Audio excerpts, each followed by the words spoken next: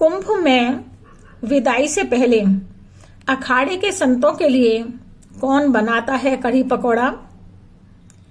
क्या यह परंपरा निभाना जरूरी है? क्यों निभाते हैं ये परंपरा?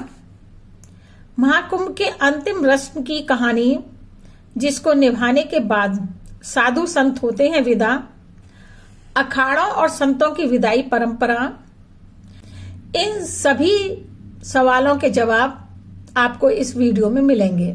महाकुंभ 2025 अपने अंतिम पड़ाव की ओर बढ़ रहा है। जब से कुंभ मेला लगना प्रारंभ हुआ है, तभी से एक विशेष प्रकार की परंपरा निभाई जा रही है।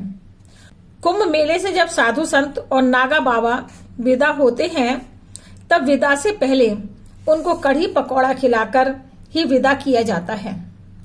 प्रश्न यह उठता है कि यह परंपरा क्यों होती है और कौन इन लोगों के लिए कढ़ी पकौड़ी बनाता है।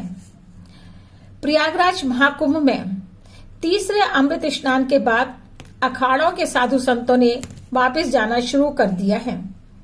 ये कहा जाता है कि नागा बाबा प्रमुख रूप से 3 अमृत स्नान अर्थात मकर संक्रांति, मौनी अमावस्या और बसंत पंचमी के अमृत स्नानों के बाद में ही केवल भागीदारी निभाते हैं।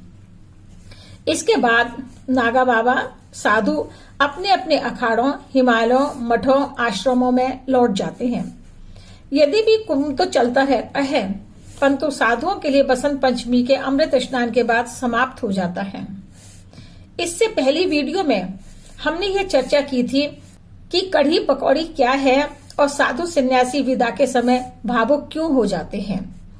इसमें हम जानेंगे कि विदाई के समय जो कढ़ी चावल संत लोग खाते हैं, उसे कौन बनाता है। कुंभ मेले में अखाड़ों के संतों के लिए कढ़ी पकौड़ी की परंपरा कोई नई नहीं है।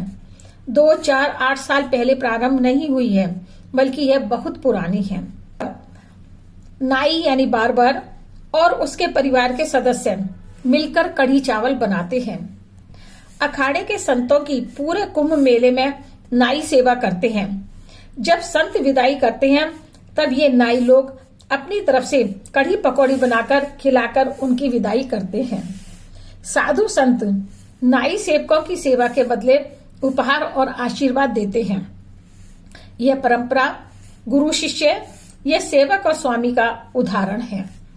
कुंभ के हर अखाड़े में यह परंपरा बड़ी भक्ति और श्रद्धा से पूरी की जाती है।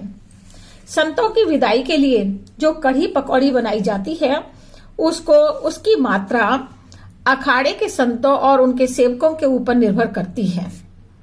कढ़ी बनाने की कितनी मात्रा होती है?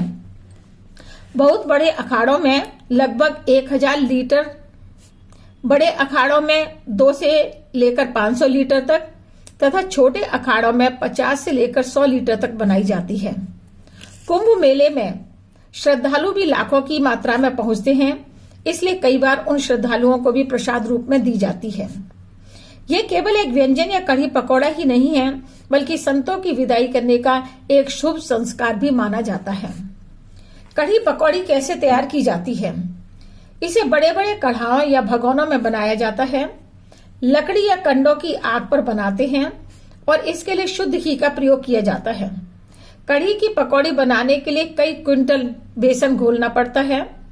सैकड़ों किलो घी में तलकर पकौड़ियां बनाई जाती हैं। प्राचीन स्वाद को बनाए रखने के लिए इसमें दही तथा अन्य मसालों का प्रयोग होता है।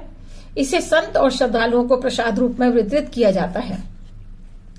कढ़ी पकौड़ी का प्रारंभ कब से हुआ? कढ़ी पकौड़ी कोई नया व्यंजन नहीं है। हम अपने ग्रंथों और आयुर्वेद ग्रंथों में भी इसका वर्णन पढ़ सकते हैं। हाँ, इतना अवश्य है कि अलग अलग राज्यों में कढ़ी बनाने का तरीका भी अलग अलग है। पुराना इतिहास उठाकर देखें तो पता चलता है कि वैदिक काल अर्थात ईसा से पूर्व से कढ़ी का भारत में प्रचलन रहा है।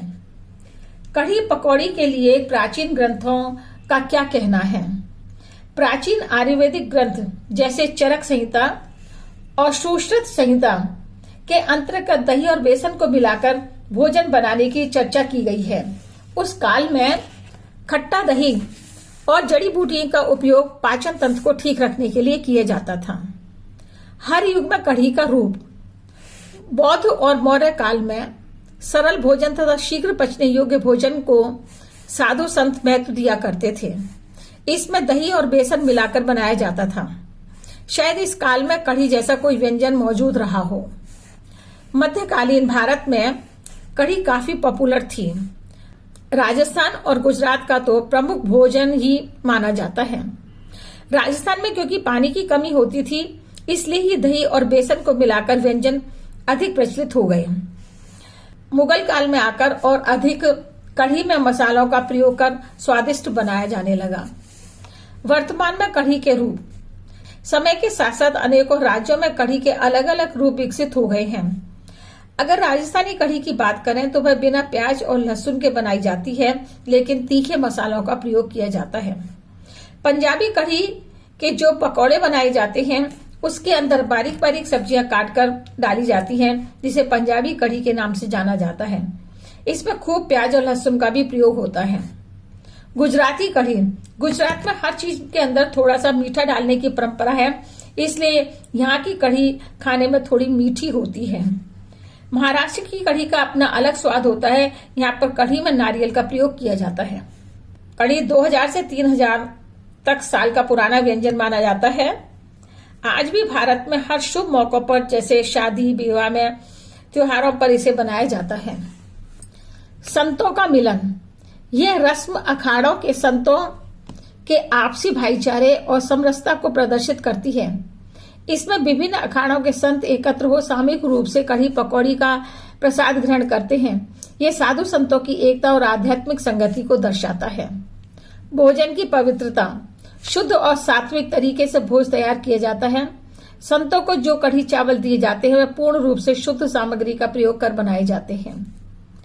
महाकुंभ का यह परंपरागत क्रम अनादिकाल से चलता आ रहा है, जहां पर संत समाज धार्मिक अनुष्ठानों के साथ कुंभ में शामिल होते हैं और कढ़ी पकौड़ी भोजन के बाद वापस अपने मठों को चले जाते हैं।